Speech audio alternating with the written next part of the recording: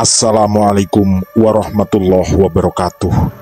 Selamat jumpa kembali sahabat-sahabat viewer dan subscriber channel Titah Misteri. Kali ini kami akan membawakan sebuah kisah misteri dengan judul Ngerinya Rumah Bekas Pesugihan. Selamat mengikuti.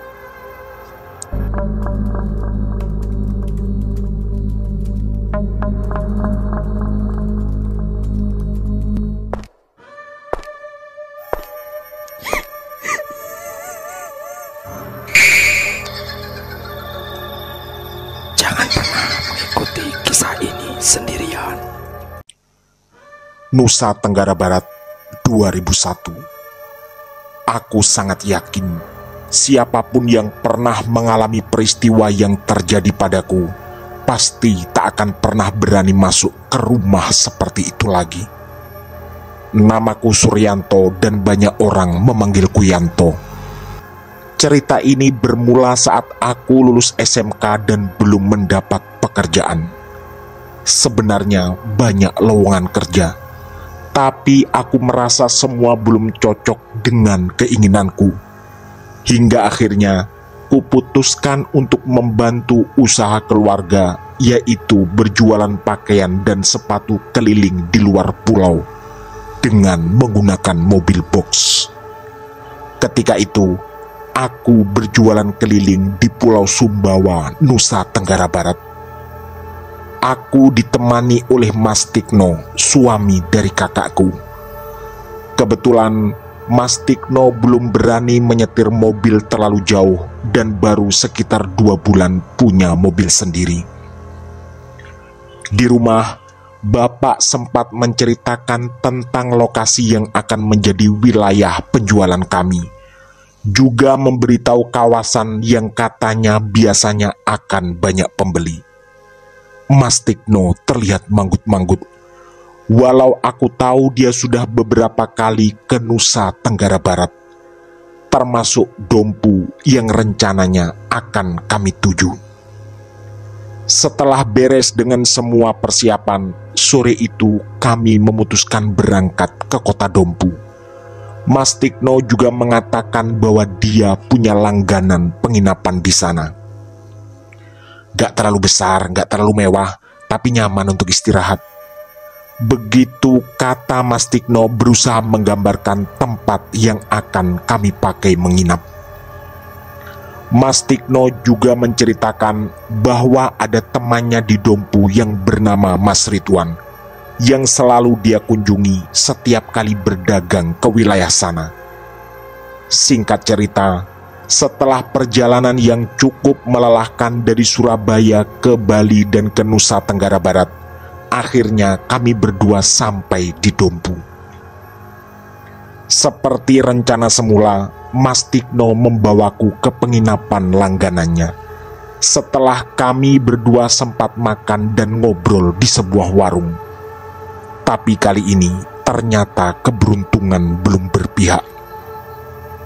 Penginapan itu penuh karena kebetulan ada acara cukup besar yang akan digelar di sebuah tempat tak jauh dari sana. Mas Tikno pun lalu memutuskan untuk pergi ke rumah Mas Ridwan. Kita tanya aja ke Ridwan, soalnya aku belum pernah menginap di tempat lain, ucap Mas Tikno yang tentu saja kurespon dengan manggut-manggut dan setuju. Suasana juga sedang tidak nyaman karena hujan yang tiba-tiba turun dan cukup deras. Disinilah entah kenapa firasatku tiba-tiba merasa tidak nyaman. Tapi karena tak paham penyebabnya, aku pun tak menceritakan pada Mas Tikno. Sejak kecil, menurut beberapa orang, aku memang punya kelebihan. Walau bagiku sendiri justru adalah kekurangan, yaitu seringkali bisa merasakan sesuatu yang buruk yang akan terjadi. Walau tidak semuanya tepat, tapi selama ini jarang meleset. Sekitar 5 menit perjalanan dari pusat kota, kami pun sampai di rumah Mas Ridwan, yang kebetulan sedang duduk sendirian di teras rumahnya. Sempat kulirik jam tangan, hampir jam 11 malam. Tentu kami harus segera mendapat tempat untuk istirahat karena rencana besok pagi langsung berkeliling. Lagi-lagi firasatku tidak nyaman dan semakin lama terasa semakin kuat. Kami berdua sempat disuruh masuk, tapi Mas Tikno menolak. "Udah nggak usah, nanti aja habis jualan. Saya cuma butuh informasi penginapan murah yang dekat, soalnya penginapan biasa lagi penuh." Mas Ridwan sempat terlihat berpikir sejenak, lalu minta maaf karena rumahnya terlalu kecil sehingga tak bisa menawari kami menginap di sana. Kemudian dia mengatakan bahwa tak ada penginapan yang dekat dari rumahnya. Tapi dia punya solusi. "Itu ada rumah warna putih kebetulan kosong. Orangnya lagi keluar kota tapi kuncinya ada di aku. Gak apa-apa kalau kalian mau menginap di sana 1 atau 2 malam." Ucap Mas Ridwan sambil mengeluarkan kunci dari saku celananya, sekaligus menunjuk rumah putih di seberang jalan yang jaraknya sekitar 200 meter dari rumahnya. "Langsung aja gak apa-apa. Saya sudah dipercaya penuh kok sama orangnya. Yang penting kalian bawa air minum, takutnya air di sana gak terlalu bersih," lanjut Mas Ridwan dengan nada meyakinkan. Karena malam juga semakin larut, kami berdua pun langsung pamit ke sana. Begitu sampai di halaman rumah putih itu, perasaanku semakin tidak nyaman. Keyakinanku begitu kuat akan terjadi apa-apa yang entah itu apa. Suasana rumah juga terasa suram, walau ada penerangan yang sebenarnya cukup. Sekejap kemudian, aku pun terhenyak karena mataku menangkap sekelebat bayangan melintas yang membuat perasaanku terkaget tidak karuan. Rasa takut dan cemas datang semakin kuat, tapi sepertinya Mas Tikno tidak merasakan hal itu. Dari dulu, kakak iparku ini memang tak terlalu percaya dengan hal-hal tak kasat mata. Oleh karena itu, aku pun tak berniat menceritakan apa yang barusan tertangkap oleh penglihatanku. Setelah Mas Tikno membuka pintu dengan kunci dari Mas Ridwan, segera kami masuk dan tak lupa mengucap salam sebelumnya. Di ruang tamu, pandanganku langsung tertuju pada meja dan kursi yang berjejer yang membuat bulu kuduku makin merinding. Rasanya seperti ada sesuatu yang tersembunyi di sana. Lagi-lagi Mas Tikno tetap tampak tenang dan lalu membuka pintu kamar paling depan. Ada 3 kamar yang terlihat di sana, tapi aku tak berani tidur terpisah dari Mas Tikno. Begitu masuk ke dalam kamar, lagi-lagi aku sangat terkejut karena banyak sekali bekicot yang menempel di dinding kamar ini. Sungguh sebuah pemandangan yang membuatku merinding sekaligus jijik. Karena tak tahan, akhirnya aku pun bertanya pada Mas Tikno, "Mas, gak merasa ada yang aneh?" Dia cuma menggeleng sambil dengan tenang meneguk air mineral botol yang kami beli tadi di warung. Berarti dugaanku benar. Mas Tikno tak bisa melihat atau merasakan semua keanehan ini. Tapi aku juga tak punya nyali untuk mengajaknya mencari tempat lain. Karena selain sudah larut malam, aku sebenarnya masih merasa agak tenang. Yang penting ada Mas Tikno bersamaku. Setelah menaruh tas di atas meja dalam kamar, tiba-tiba aku terfikir untuk menenangkan diri. Akhirnya, aku pamit ke Mas Tikno untuk mencari warung kopi. Karena semua keanehan ini membuat rasa kantukku hilang. "Mas, aku ke warung dulu ya. pingin ngopi aja tiba-tiba. Mas Tikno mengangguk dan aku langsung melangkah keluar menuju warung kopi yang berada tepat di seberang rumah aneh ini. Hujan mulai agak mereda dan hanya menyisakan rintik-rintik gerimis yang membuat malam itu terasa tetap sangat dingin. Aku pun berlari menyeberang jalan menuju warung itu. Sesampai di sana, ternyata banyak sekali pengunjung. Akhirnya, setelah memesan secangkir kopi, aku terpaksa duduk di sebuah kursi panjang dari bambu di depan warung itu. Tampak di sana seorang laki-laki tua yang pasti juga tak mendapat tempat di dalam. Sambil menunggu kopi datang, aku pun menyalakan rokok dan mulai mengajak ngobrol bapak ini. Dari kerutan wajah dan semua rambut yang telah memutih, kutaksir usia bapak ini sudah kepala 6. Dia lalu bertanya di mana aku tinggal. Aku pun menjawab bahwa berasal dari Jawa Timur dan datang ke sini untuk berjualan keliling. Tak lupa aku sampaikan pula bahwa aku dan kakak iparku tinggal sementara di rumah kosong depan warung ini.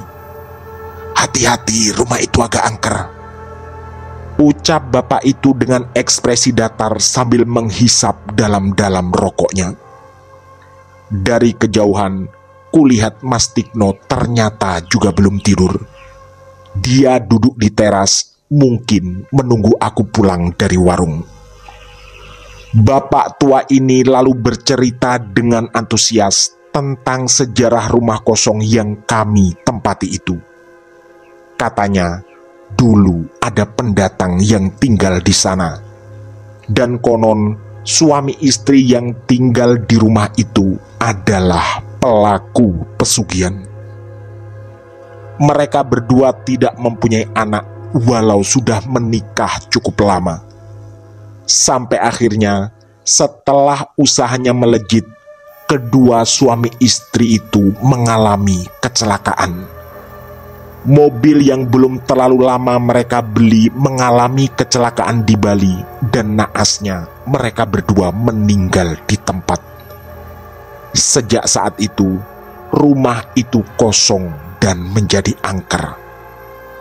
Aku pun manggut-manggut dan merasa menemukan benang merah atas semua keanehan yang tadi kualami. Setelah kopi datang, obrolan kami pun berlanjut.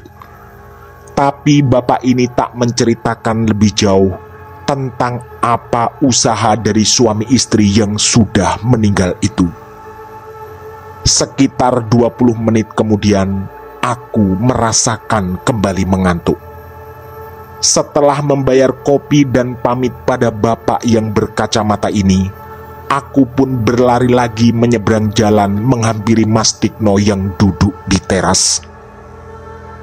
Tanpa banyak bicara, Mas Tikno lalu mengajakku beristirahat.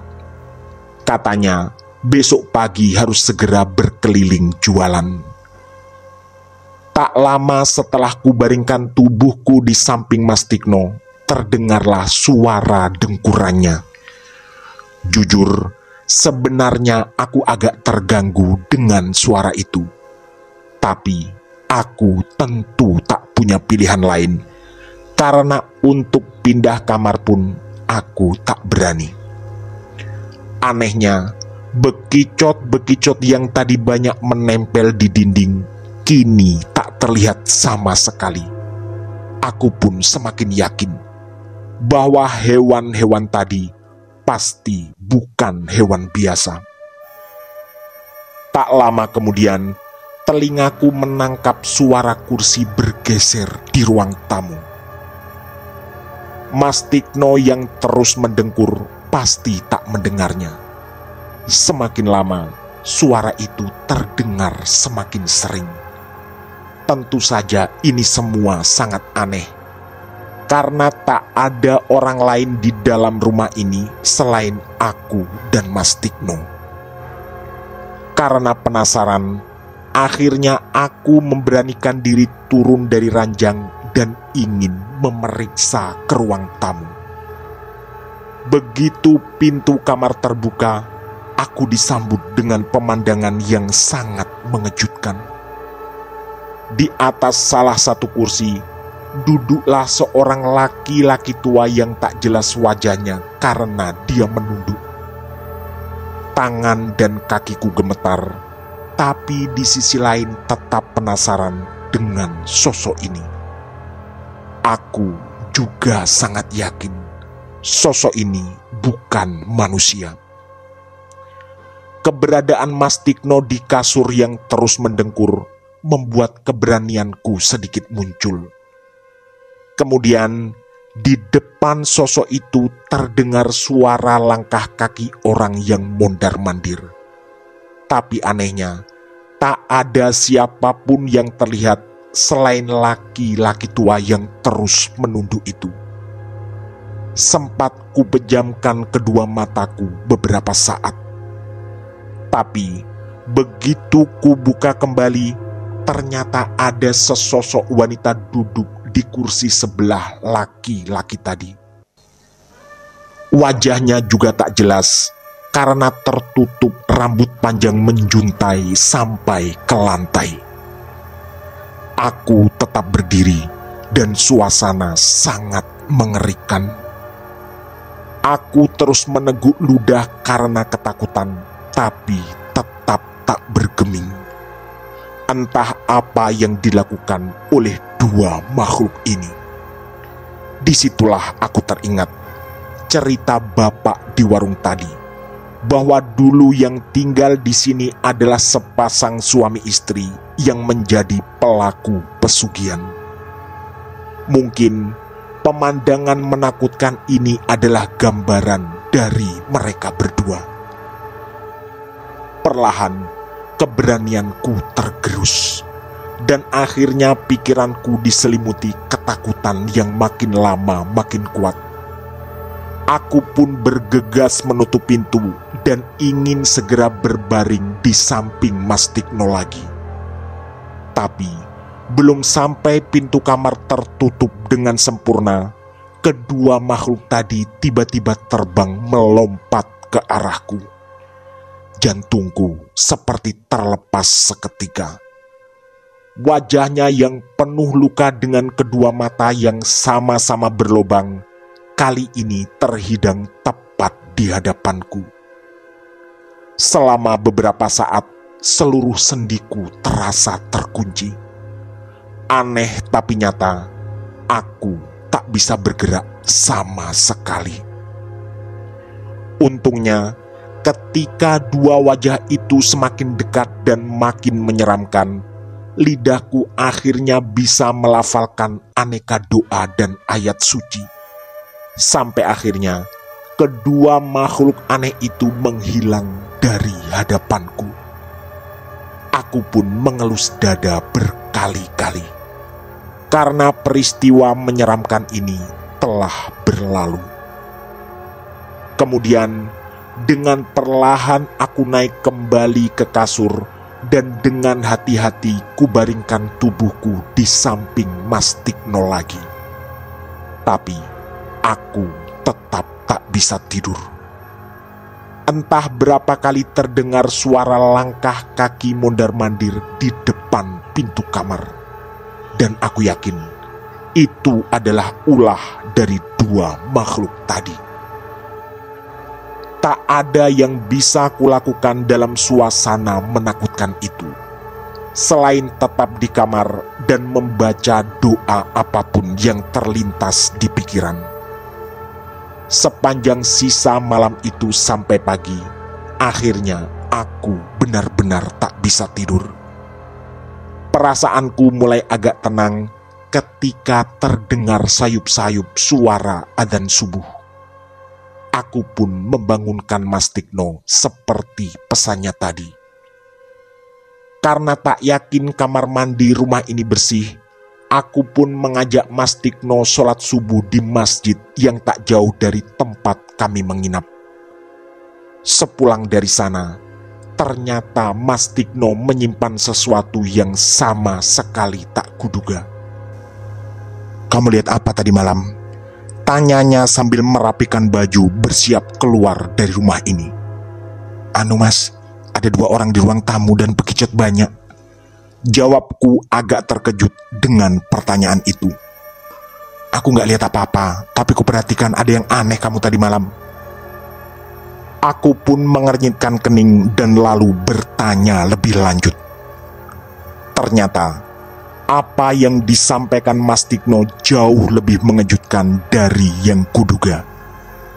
Pertama, dia mengaku tak melihat apapun yang aneh di dalam rumah. Tapi dari teras tempatnya duduk tadi malam, Mas Tikno memperhatikan aku yang ngopi di kursi panjang depan warung. Dan ternyata, kata Mas Tikno, aku terlihat cukup lama bicara sendiri seolah-olah sedang ngobrol dengan seseorang. Disitulah aku benar-benar sangat terkejut. Wajah Mas Tikno terlihat sangat serius dan mustahil dia berbohong. "Beneran mas?" tanyaku yang tak percaya dengan apa yang baru dia sampaikan. "Iya serius. Tapi aku tadi malam gak cerita, takut kamu gak bisa tidur." Padahal tanpa sepengetahuan Mas Tikno, aku memang tak bisa tidur tadi malam. Karena berkali-kali Mas Tikno mengatakan dia memang serius, aku pun meyakini bahwa bapak-bapak tua berkacamata berambut putih tadi malam yang ngobrol denganku pasti bukan manusia. Tapi kejutan belum berhenti. Kisah tentang angkernya rumah ini akan ditutup dengan sesuatu yang lebih mengagetkan lagi. Mas Tikno mengajak aku segera berkemas dan akan mengembalikan kunci pintu pada Mas Ridwan saat ini juga. Dengan terburu, aku pun mengemasi kain sarung yang segera kumasukkan ke dalam tas. Tak lama kemudian, pintu depan dikunci oleh Mas Tikno. Setelah menghangatkan mesin mobil sebentar, kami berdua pun bergegas ke rumah Mas Ridwan. "Apa nggak terlalu pagi mas?" tanyaku pada Mas Tikno karena jam tangan baru menunjuk angka 5. "Enggak lah, nanti kalau Ridwan masih tidur kita kasih kunci ke istrinya." Tak sampai semenit kemudian, sampailah kami di depan rumah Mas Ridwan. Dan ternyata ada istrinya di sana. Kami berdua pun disambut dan sempat ditawari untuk masuk ke dalam. Tapi Mas Tikno menolak dengan alasan ingin segera berkeliling jualan. "Makasih, kapan-kapan aja. Ini mau jualan agak jauh soalnya. Saya cuma mau bilang terima kasih dan mengembalikan kunci yang dikasih Ridwan tadi malam. Makasih ya mbak, kami berdua dapat tempat istirahat tadi malam." Mbak Rina, istri Mas Ridwan, segera menerima kunci itu. Tapi ada yang tak biasa dengan wajahnya. "Kapan Mas Ridwan ngasih kunci ini mas?" tanyanya pada Mas Tikno dengan nada penuh keheranan. "Tadi malam di sini. Cuma mungkin sampean sudah tidur," jawab kakak iparku dengan santai. Dan pengakuan berikutnya dari Mbak Rina benar-benar membuatku hampir pingsan. Dia mengatakan bahwa suaminya berangkat ke Bali 2 hari lalu dan sampai sekarang belum pulang. Mungkin karena mulai ketakutan, Mas Tikno lalu minta mesin mobil dimatikan dan kami berdua lalu masuk ke dalam rumah Mas Ridwan. Kali ini wajah Mas Tikno benar-benar pucat.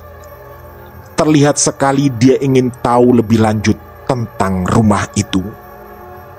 Setelah kopi dihidangkan, Mbak Rina pun bercerita bahwa ternyata rumah putih yang kami tempati tadi malam memang sudah beberapa tahun kosong.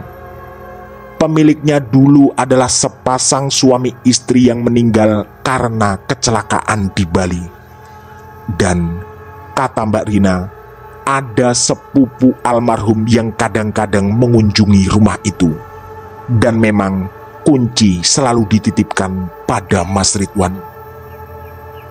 Entah untuk keberapa kali aku dan Mas Tikno saling berpandangan. Aku juga langsung teringat tentang cerita bapak tua di warung tadi malam tentang sejarah rumah angker itu. Karena penasaran, aku pun bertanya pada Mbak Rina tentang apa cerita di balik rumah itu. Kata Mbak Rina, dulu banyak yang menduga bahwa suami istri pemilik rumah itu adalah pelaku pesugihan. Mbak Rina sendiri mengaku tak terlalu kenal dengan mereka karena mereka berdua adalah pendatang. Hanya saja, seingat Mbak Rina, sang suami pemilik rumah itu sudah tua. Rambutnya semua sudah memutih dan dia berkacamata. Sontak jantungku terasa tersedak lagi. Jangan-jangan sosok yang bercerita denganku di warung tadi malam adalah makhluk halus yang menyerupai bapak pemilik rumah angker itu. Mbak Rina lalu melanjutkan lagi ceritanya, bahwa dulu konon almarhum punya peliharaan yang ada hubungannya dengan pesugihan itu, yaitu banyak bekicot di rumahnya. Aku pun lagi-lagi menelan ludah, karena ini persis seperti yang kusaksikan tadi malam, yaitu banyak bekicot menempel di dinding kamar yang Mas Tikno tak bisa melihatnya. Akhirnya, suasana mulai agak menjadi tenang ketika Mas Tikno tiba-tiba merubah topik. Dia lalu bertanya pada Mbak Rina tentang kondisi daerah yang akan kami tuju untuk berjualan. Kata Mas Tikno, dia belum pernah ke sana dan hanya mendapat informasi dari temannya. Kali ini, jawaban Mbak Rina menyenangkan. Katanya di sana banyak orang kaya dan biasanya orang berjualan apapun hasilnya lumayan. Setelah menghabiskan kopi, kami berdua pun pamit dan tak lupa tentu saja berkali-kali mengucapkan terima kasih. Hanya saja, rangkaian peristiwa ini membuatku benar-benar ketakutan. Ternyata benar yang disampaikan Mbak Rina. Hasil jualan hari itu ternyata cukup lumayan. Tapi aku lalu mengatakan pada Mas Tikno, untuk perjalanan berikutnya, aku tak akan ikut jika jualan ke daerah ini lagi. Karena ada trauma besar yang masih sering menghantuiku, bahkan sampai saat ini. Tamat. Demikian kisah misteri dari kami, ngerinya rumah bekas pesugihan. Semoga kisah-kisah kami menghibur dan menemani sahabat semua. Mohon maaf apabila terdapat kesalahan dalam pemilihan atau penuturan kata. Kami atas nama segenap kru Titah Misteri mengucapkan terima kasih. Dan wassalamualaikum warahmatullahi wabarakatuh. Pesan saya, jangan bercermin sendirian di tengah malam. Sampai jumpa.